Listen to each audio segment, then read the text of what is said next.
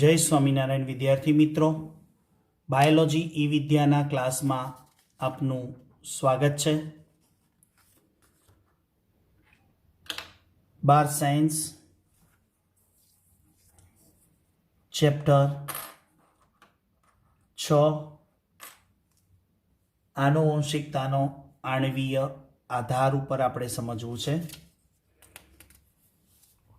અહીંયા ટોપિક છે જે એક્સ્ટ્રા ડોઝ તરીકે લેવાનો છે, જે કોર્સમાં નથી। વાયરસમાં લાઈફ સાયકલ એટલે કે વાયરસ તો ઘણા પ્રકારના છે, એમાંય આપણે બેક્ટેરિયોફાજનું જીવન ચક્ર એટલે આપણે એમ સમજવાનું છે કે વાયરસમાં પ્રજનન, શું સમજવાનું છે? વાયરસમાં રિપ્રોડક્શન, વાયરસ કેવી રીતે નવા વાયરસ ઉત્પન્ન કરે। એટલા માટે જરૂરી છે કે બે વસ્તુની હું અલગથી ચર્ચા કરું। પહેલા ચર્ચા કરું કે આપણે જનીન દ્રવ્યના સંશોધનની અંદર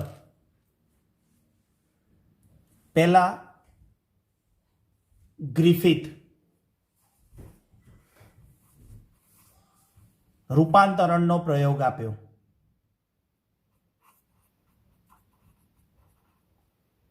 ગ્રિફિથે ઉંદર ઉપર પ્રયોગ કર્યો હતો। હવે આપણે એને રૂપાંતરણ કેમ કહેતા હતા? કોઈ યાદ કરશે? રૂપાંતર એટલા માટે કહેતા હતા કે આર જાતના બેક્ટેરિયા એસ જાતના બેક્ટેરિયા બની ગયા। આર જાતના બેક્ટેરિયા એસ જાતના બેક્ટેરિયામાં રૂપાંતર થયા। એટલે આ જે સપાટી ખરબચડી હતી આર જાતના બેક્ટેરિયાની, એ એસ જાતના બેક્ટેરિયાની લીસી ચળકતી સપાટી બની ગઈ। આ જે બિનઝેરી હતા એ ઝેરી બની ગયા। એટલે ગ્રિફિથે એમ કીધું કે આ આર જાતના બેક્ટેરિયામાંથી કોઈ દ્રવ્ય એસ જાતમાં ગયું અને એ એસ જાત આર જાતમાંથી આર જાતના બેક્ટેરિયામાં કોઈ દ્રવ્ય આવ્યું। એ શામાંથી આવ્યું? મૃત એસ જાતના બેક્ટેરિયા। કેવા? મૃત એસ જાતના બેક્ટેરિયામાંથી કોઈ દ્રવ્ય આર જાતના બેક્ટેરિયામાં આવ્યું અને આર જાતના બેક્ટેરિયાને એસ જાતમાં જીવંત, કેમ કે આર જાતના એ જીવંત હતા અને એમાં કોઈ દ્રવ્ય આવવાથી એ એસ જાતના બની ગયા, એને આપણે રૂપાંતરણ કહીએ। ઓકે, બેક્ટેરિયામાંથી એક બેક્ટેરિયામાંથી બીજા બેક્ટેરિયામાં કોઈ દ્રવ્ય જાય અને એ બેક્ટેરિયાનું સ્વરૂપ બદલાઈ જાય તો એને રૂપાંતરણ કહેવાય। અહીંયા આપણે આ વાતની પુષ્ટિ કરી કોને? રૂપાંતરણના પ્રયોગની પુષ્ટિ કોને કરી? સમર્થન કોને આપ્યું? એવરી, મેકાર્ટી અને મેક્લિઓડ। આ ત્રિપુટીએ ગ્રિફિથની વાતને સમર્થન આપ્યું। ઓકે, ત્યાર પછી હજુ પણ સાયન્ટિસ્ટોમાં પ્રશ્ન હતો કે જનીન દ્રવ્ય તરીકે કોણ? હજી જનીન દ્રવ્ય તરીકે પ્રશ્ન એમ હતો કે પ્રોટીન છે કે ડીએનએ છે? જનીન દ્રવ્ય તરીકે વર્તે કોણ છે? પ્રોટીન વર્તે છે જનીન દ્રવ્ય તરીકે કે ડીએનએ વર્તે છે? આ વાતને હજુ પણ પૂરેપૂરું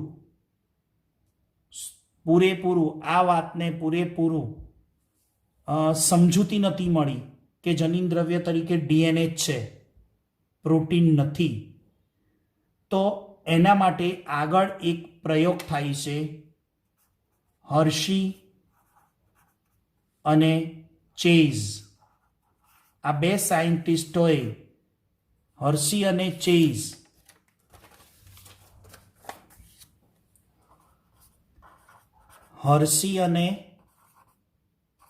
ચેઝ આ બંને દ્વારા એક પરાંતરણનો, હવે પરાંતરણ એટલે શું? રૂપાંતરણ શીખી ગયા, ટ્રાન્સફોર્મેશન એટલે રૂપાંતરણ, ટ્રાન્સડક્શન. જો અહીંયા રૂપાંતરણ છે ને, એનો અંગ્રેજી શબ્દ થાય ટ્રાન્સફોર્મેશન એટલે રૂપાંતરણ. અહીંયા પરાંતરણનો અંગ્રેજી શબ્દ થશે ટ્રાન્સડક્શન. હવે આ પરાંતરણનો પ્રયોગ દ્વારા સાબિત થઈ ગયું કે ડીએનએ એ જ જનીન દ્રવ્ય છે, પ્રોટીન નથી. પ્રોટીન જનીન દ્રવ્ય નથી, ડીએનએ જ જનીન દ્રવ્ય છે, પ્રોટીન જનીન દ્રવ્ય નથી. આ હર્શી અને ચેઇઝે પરાંતરણના પ્રયોગ એટલે ટ્રાન્સડક્શન દ્વારા ડીએનએ જનીન દ્રવ્ય છે સાબિત કર્યું, પ્રોટીન જનીન દ્રવ્ય નથી, પ્રયોગ દ્વારા. હવે તમે કહેશો કે સર પરાંતરણ એટલે શું? પરાંતરણ એટલે વાયરસ છે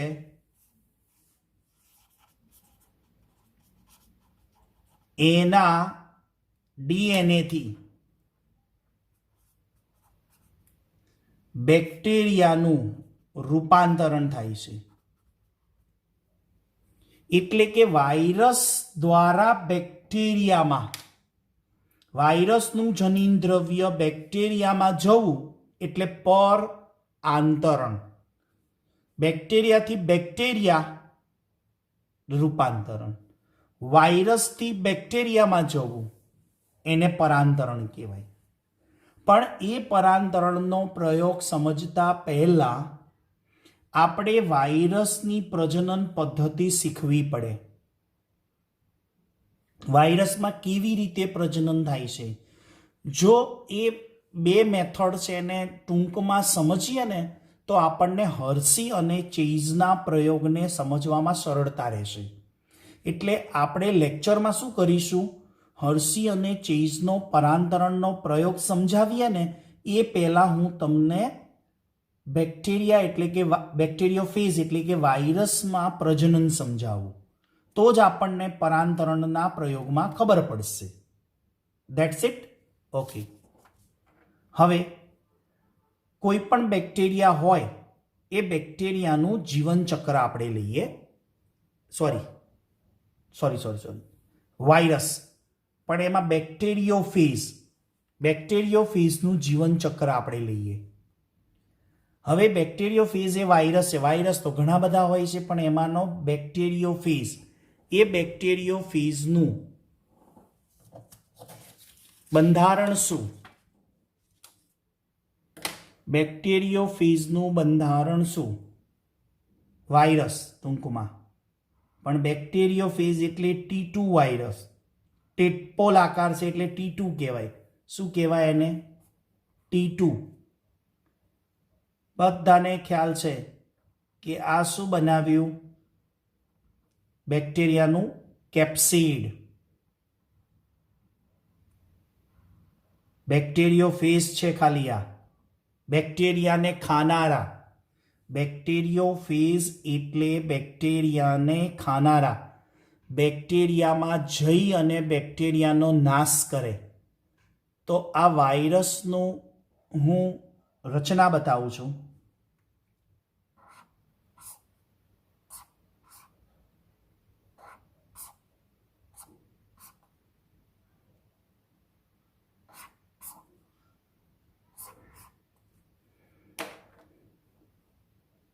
આ વાયરસમાં બેક્ટેરિયોફેઝમાં ડીએનએ છે. તો હંમેશા આ T2 વાયરસ છે જેને આપણે બેક્ટેરિયોફાજ અથવા બેક્ટેરિયોફેઝ કહીશું. બેક્ટેરિયાનું ભક્ષણ કરનારા, બેક્ટેરિયાને ખાનારા આવા વાયરસના 3 ભાગ પડે.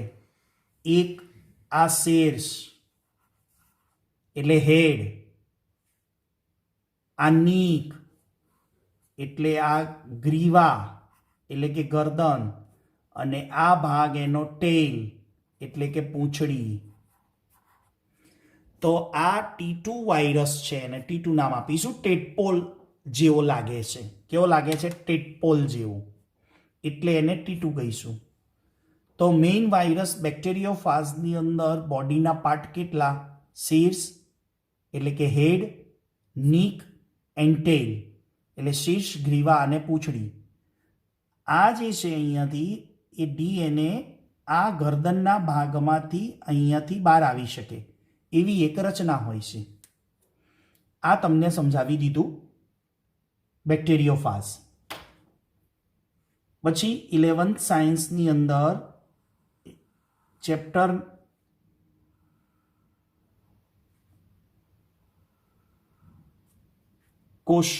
કોષની અંદર આદિ એટલે કે પ્રોકેરિયોટિક સમજાવ્યું હતું. એ પ્રોકેરિયોટિકની અંદર બેક્ટેરિયો સેલ બતાવેલું.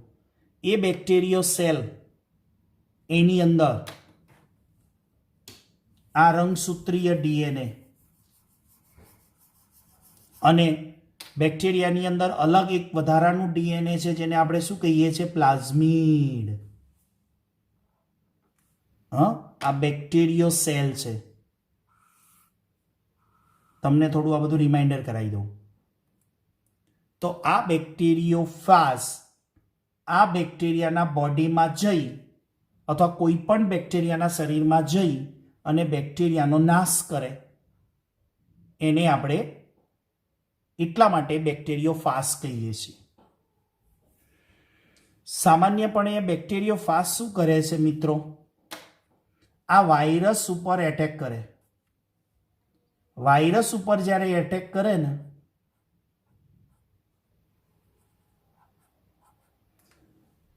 ત્યારે બેક્ટેરિયા ઉપર એટેક કરે વાયરસ, ત્યારે બેક્ટેરિયાના શરીરમાં જઈ અને બેક્ટેરિયાનો કંટ્રોલ લઈ લે છે. બેક્ટેરિયાની ટોટલી મશીનરી એના અંડર કંટ્રોલમાં લઈ લે છે. એવો આ વાયરસ છે, માટે એને બેક્ટેરિયોફાજ કહેવાય. એનું આપણે લાઈફ સાયકલ શીખીએ છીએ. જો એનું લાઈફ સાયકલ 2 મેથડ છે. એક મેથડ છે લાઇટિક ચક્ર, જેને આપણે લાઇટિક સાયકલ કહીશું, અને બીજી મેથડ છે એની લાઇસોજેનિક સાયકલ. તો વાયરસ છે એ 2 પ્રકારે પ્રજનન કરે છે. એક લાઇટિક ચક્ર દ્વારા અને બીજું છે લાઇસોજેનિક ચક્ર. પહેલા આપણે લઈશું લાઇટિક ચક્ર. હવે આ લાઇટિક ચક્રને આકૃતિ દ્વારા શોર્ટમાં સમજાવી દઉં, અને લાઇસોજેનિક બંને આપણે મેથડને જોઈ લઈએ, જેથી આપણને હર્શી અને ચેઝના પ્રયોગની અંદર શું થવાનું છે એ આપણને ખ્યાલ આવે. કેમ કે હર્શી અને ચેઝના પ્રયોગમાં બેક્ટેરિયાનો યુઝ થયો છે અને વાયરસનો ઉપયોગ થયો છે. વાયરસ કઈ રીતે બેક્ટેરિયાને એના જીન ટ્રાન્સફર કરે છે, ડીએનએ ટ્રાન્સફર કરે છે, એને સમજવું છે. તો એના માટે આપણે પહેલાં વાયરસનું પ્રજનન શીખવું પડે. વાયરસનું રિપ્રોડક્શન, એટલે આ ટોપિક શું છે? રિપ્રોડક્શન ઇન વાયરસ, જેને આપણે 2 ચક્રમાં વહેંચીએ છીએ. કાં તો વાયરસ લાઇટિક સાયકલ ચલાવે, કાં તો લાઇસોજેનિક સાયકલ ચલાવે. હવે લાઇટિક સાયકલમાં શું છે? આ ટોટલી નીટ પ્રમાણે એક્સ્ટ્રા ડોઝ છે, સમજવા માટે છે. Must be explanation. હવે જો આકૃતિમાં આપણે પહેલું સ્ટેપ લઈએ. આ બેક્ટેરિયા બતાવ્યો છે મેં, ઓકે, અને આ વાયરસ છે, આ વાયરસ અને આ બેક્ટેરિયા, અને બેક્ટેરિયામાં પણ કોણ છે? આ ઇકોલાઈ છે. સૌથી વધારે પ્રયોગો જો થયા હોય ને તો ઇકોલાઈ બેક્ટેરિયા ઉપર. હવે તમને આકૃતિ પ્રમાણે અહીંયા મેં ટાઇટલ આપ્યું છે સંપર્ક, એટલે કે ચેપ. અત્યારે વાયરસે બેક્ટેરિયા ઉપર એટેક કરેલો છે. આવો એક નહીં, ઘણા બધા વાયરસ હોય, અથવા માની લઈએ કે આપણે એક જ વાયરસ છે, એ એક વાયરસે આ બેક્ટેરિયા ઉપર એટેક કર્યો, એટલે કે બેક્ટેરિયાની જે સેલ વોલ છે, કોષ દિવાલ છે, એની સાથે એને સંપર્ક બનાવ્યો. સેકન્ડ સ્ટેપમાં શું થશે? જો અહીંયા એ વાયરસમાંથી એનું વાયરસનું પોતાનું ડીએનએ, એ ડીએનએ આ એનું પ્રોટીનનું આવરણ કેપ્સિડ કહેવાય, અને અંદર ડીએનએ કહેવાય. આ વાયરસની રચના સમજાવી હતી ને, એમાં આને આપણે ડીએનએ કહીશું, અને આ પ્રોટીનનું બનેલું આવરણ જેને આપણે કેપ્સિડ કહીશું. બરાબર? તો હવે એ વાયરસ એની બોડીમાંથી ડીએનએ બેક્ટેરિયાના શરીરમાં મોકલી દીધું, અને એ ક્યાં થઈને નીકળશે? અહીંયા એની જે આ ગરદન છે ને, એ ગરદનનો જે છેડો હોય ને અહીંયા, ત્યાં લાઇસોઝાઇમ નામનો, એટલે કે લાઇસોઝોમ, એ ઉત્સેચક ઉત્પન્ન કરે, અને એના દ્વારા કોષ દિવાલમાં છિદ્ર પાડે, અને વાયરસની ગરદનમાંથી વાયરસનું ડીએનએ ક્યાં આવી ગયું? બેક્ટેરિયાના કોષમાં આવી ગયું. હવે જ્યારે આ વાયરસનું ડીએનએ બેક્ટેરિયાના કોષમાં આવી જાય ને, ત્યારે એ ડીએનએ આખા બેક્ટેરિયાનો કંટ્રોલ હાથમાં લઈ લે છે. હવે એ કરશે શું? એ વાયરસનું ડીએનએ પણ અહીંયા ત્રીજું સ્ટેપ, પહેલામાં પહેલું કે સંપર્ક થયો, બીજું એ વાયરસે પોતાનું ડીએનએ બેક્ટેરિયાના કોષમાં પ્રવેશ કરાવ્યો, અને પ્રવેશ કરાવ્યા પછી એ પોતાના ડીએનએને પણ ટુકડા થઈ જાય, અને એ બેક્ટેરિયાના ડીએનએનો પણ ટુકડા કરી નાખે. જો બેક્ટેરિયાના ડીએનએના ટુકડા કરી નાખ્યા, અને પોતાના ડીએનએના પણ ટુકડા થઈ ગયા, એટલે એને બેક્ટેરિયાનો નાશ કરી દીધો કહેવાય. બેક્ટેરિયાના ડીએનએને નુકસાન પહોંચાડ્યું, એને બેક્ટેરિયાના ડીએનએનું વિઘટન કરી દીધું. ત્રીજું સ્ટેપ, હવે શું કરશે? એ વાયરસને આપણે સજીવને અને નિર્જીવને જોડતી કડી કહીએ. એમ આઈ રાઈટ? એ વાયરસને કંઈ પણ રિપ્રોડક્શન કરવું હોય કે મેટાબોલિઝમ કરવું હોય તો એને કોઈ એક સજીવની જરૂર પડે. તો અહીંયા વાયરસ માટે સજીવ કોણ થયો? રિપ્રોડક્શન કરવા માટે, મેટાબોલિઝમ, ચયાપચય કરવા માટે અને રિપ્રોડક્શન કરવા માટે બેક્ટેરિયા એનો યજમાન થયો. એટલે આપણે એવું કહેતા હતા કે યજમાન કોષોમાં જઈ અને યજમાન કોષોનો ઉપયોગ કરીને નવા વાયરસનું નિર્માણ કરે. તો અહીંયા એ જ વસ્તુ છે કે અહીંયા એ વાયરસનું પોતાનું ડીએનએ અહીંયા આવી ગયું, બરાબર? એના ટુકડા થઈ ગયા, એને બેક્ટેરિયાના ડીએનએના પણ ટુકડા કરી નાખ્યા. એટલે જો અહીંયા બેક્ટેરિયાના ડીએનએના ટુકડા છે, અહીંયા વાયરસના પોતાના ડીએનએના ટુકડા છે. ધીમે ધીમે ત્રીજું સ્ટેપ શું કહેવાય? જૈવિક નિર્માણ. એટલે એ વાયરસ આ બેક્ટેરિયાના દ્રવ્યોનો ઉપયોગ કરશે. બેક્ટેરિયા સેલના દ્રવ્યોનો ઉપયોગ કરીને ચયાપચય એટલે શું? એને પોતાનું કેપ્સિડ બનાવ્યું, એની પૂંછડી બનાવે, એની ગરદન બનાવે, જેને આપણે ટાઇટલ આપીએ છીએ જૈવિક નિર્માણ કરે. એટલે વાયરસે એસેમ્બલિંગ કર્યું. શું કહેવાય એને? એસેમ્બલ. એટલે એની શીર્ષ બનાવે, એની પૂંછડી બનાવે, એની ગરદન બનાવે. આવી રીતે એ અંદર બીજા નવા વાયરસ ઉત્પન્ન થાય અને આગળ, એટલે કે નવા વાયરસનું નિર્માણ કરશે. જો એમે આગળના જૈવિક નિર્માણનો જે તબક્કો હતો એસેમ્બલિંગ, એ એસેમ્બલિંગમાં શીર્ષ બનેલું, પૂંછડી બની હતી, પછી એની ગરદન બનેલી, અને પછી ડીએનએના ટુકડા થયા હતા, વાયરસના પોતાના ડીએનએના ટુકડા. આ બધું ભેગું કરીને એને નવા વાયરસ બનાવી દીધા ને. આને કહેવાય વાયરસનું રિપ્રોડક્શન. પણ ઘણી વારે મિત્રો ધ્યાન રાખવાનું કે એના પોતાના ડીએનએના ટુકડાથી જ નવા વાયરસ બનાવે, પણ બાય મિસ્ટેક જ્યારે નવા વાયરસનું નિર્માણ થતું હોય ને ત્યારે ઘણી વારે બાય મિસ્ટેક બેક્ટેરિયાનું ડીએનએ લઈ લે છે. તો એનો અર્થ કેટલા વાયરસ અંદર બન્યા? 2 પ્રકારના. એક તો પોતાના ડીએનએ વાળા વાયરસ નવા બન્યા મેક્સિમમ, પણ ક્યાંક એકાદ 2 વાયરસ, અહીંયા મેં આકૃતિ દ્વારા બતાવ્યું છે ડીએનએનો કલર, ધ્યાન રાખજો, કલર જાળવી રાખ્યો છે સ્કેચ પેનનો.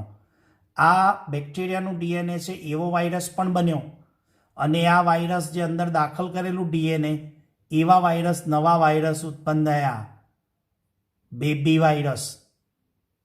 અને આ જુદા પ્રકારનો છે કે આમાં ડીએનએ જુદું છે. હવે શું કરશે? આ ઘણા બધા વાયરસ અંદર ભેગા થઈ ગયા. હવે બેક્ટેરિયાને તોડી નાખશે, બેક્ટેરિયાની કોષ દિવાલને તોડી નાખશે, એટલે લાઇસિસ કરે, એટલે લાઇટિક કીધું. લાઇટિક. હવે બેક્ટેરિયાની કોષ દિવાલને તોડી અને અંદર ઉત્પન્ન થયેલા નવા વાયરસ આવી રીતે મુક્ત થશે. હવે એ મુક્ત થયેલા વાયરસ નવા બેક્ટેરિયા સેલને ઇન્ફેક્શન કરે અને ફરીથી આવું ચક્ર ચલાવે. પણ આ જે વાયરસ છે, સમજો, એમાં કોનું ડીએનએ છે? એ તો બેક્ટેરિયાનું ડીએનએ આવી ગયું છે. આવા વાયરસ નવા બેક્ટેરિયા ઉપર હુમલો કરે અને એનું ડીએનએ જ્યારે અંદર જાય તો એ તો કોનું હતું? અગાઉના બેક્ટેરિયાનું હતું. તો એ બેક્ટેરિયાને કોઈ નુકસાન નહીં થાય. પણ જ્યારે આવા વાયરસ અન્ય બેક્ટેરિયા ઉપર હુમલો કરે તો એવા બેક્ટેરિયાનો નાશ થશે, કેમ કે આ વાયરસનું પોતાનું ડીએનએ છે, અને આ વાયરસમાં તો બેક્ટેરિયાનું ડીએનએ હશે. અને હવે આવા નવા બેક્ટેરિયા ઉપર હુમલો કરે ને ત્યારે એ બેક્ટેરિયાને નુકસાન થતું નથી, કારણ કે એ ડીએનએ અંદર ગયું ને તો એ બેક્ટેરિયા પોતાનું જ હતું. આને કહેવાય લાઇટિક ચક્ર. અને હવે સમજવું છે લાઇસોજેનિક ચક્ર. ઓકે, તો સેમ વસ્તુ. પહેલું સ્ટેપ સંપર્ક, બીજું સ્ટેપ પ્રવેશ. પણ અહીંયા ધ્યાન રાખવાનું છે. જો શું થયું, અંદર પ્રવેશેલું ડીએનએ, વાયરસનું ડીએનએ, એ બેક્ટેરિયાના ડીએનએ સાથે શું થઈ ગયું? આ જે ભાગ દેખાય છે, કોમ્બિનેશન થયું. આટલો ટુકડો વાયરસનું ડીએનએ છે, આટલો ટુકડો વાયરસનું ડીએનએ છે, બાકીનો ભાગ આખો બેક્ટેરિયાનું ડીએનએ છે.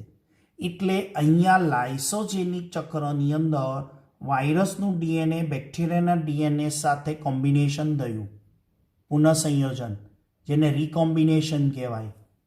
રીકોમ્બિનેશન. અને પછી બેક્ટેરિયાનું શું થાય? દ્વિભાજન. એક બેક્ટેરિયા 20 મિનિટે 2 બેક્ટેરિયા બને, પછી આ બેક્ટેરિયાનું પણ દ્વિભાજન થાય, આ બેક્ટેરિયાનું પણ દ્વિભાજન થાય. ખ્યાલ આવે છે? હવે એમ કરતાં અહીંયા વાયરસના બેક્ટેરિયાનું દ્વિભાજન થવાથી આ પ્લાઝમિડ પણ 2 થશે, જોડે જોડે વાયરસના ડીએનએની પણ કોપીઓ બનતી જશે. અહીંયા વાયરસના ડીએનએની કોપી બને છે, જુઓ. અને પછી એ વાયરસના ડીએનએની કોપી બને પછી એ બેક્ટેરિયાના ડીએનએથી વાયરસનું ડીએનએ છૂટું પડી જાય. આ છૂટું પડી ગયું. અને પછી એમાંથી એસેમ્બલિંગ એટલે લાઇટિક ચક્રમાં પ્રવેશ્યા, અહીં આવી જાય અને નવા વાયરસ ઉત્પન્ન કરશે. આને કહેવાય લાઇસોજેનિક ચક્ર. ધ્યાનથી સમજવાનું છે. લાઇટિક ચક્ર અને લાઇસોજેનિક ચક્ર, જેથી આપણને હર્સી અને ચેઝના પ્રયોગોમાં ખ્યાલ આવી શકે. તો નેક્સ્ટ વિડીયોમાં આપણે હર્સી અને ચેઝનો ટ્રાન્સડક્શન, તો આ શું થયું, વાયરસનું ડીએનએ બેક્ટેરિયામાં ગયું, પર એટલે કોણ, વાયરસ, અને બેક્ટેરિયામાં ગયું એટલે પરાંતરણ. એટલે નેક્સ્ટ વિડીયોમાં આપણે હર્સી ચેઝનો ટ્રાન્સડક્શનનો, પરાંતરણનો પ્રયોગ સમજીશું.